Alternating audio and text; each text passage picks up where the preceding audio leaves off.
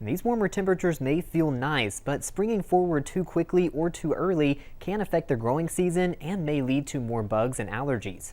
Missouri's growing season typically starts later in spring in mid-April with our average last frost. But climate change is affecting this seasonal schedule. In Columbia, the growing season has grown by 5 days on average in the last 50 years, almost an additional week in just a half century. The picture is even greener in St. Louis, where Climate Central reports the growing season stretches over 3 weeks longer. This shift of seasons inevitably affects growers in central Missouri. Susan Nagel, the owner and director of the Mother Farm, primarily grows fruit and says she has seen erratic changes in spring weather patterns, especially with the last frost. Last year, we actually even had a frost at our farm on May 2nd, which is crazy. There were no peaches, this year, at least in central Missouri, because of a very warm February and then a very cold March. So we're seeing just a lot of extreme weather, I think is the best way to describe it. While cold can kill plants in the spring, the heat can become dangerous for the rest of the season. For Susan, heat is the worst impact of climate change. It's desiccating. Heat stress on plants is very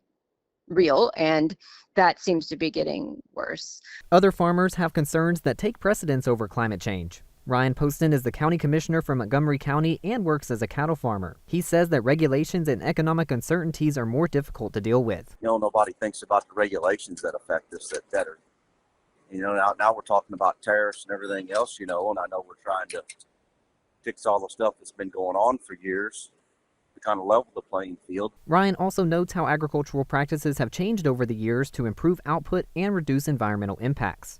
Different ways to get farmed, we cover crops and no tilling and just how we, rotational grazing the cattle. And we've changed a lot of practices. We've cleaned up the environment. I think farmers are doing the best job we have with the technology that we have to be efficient.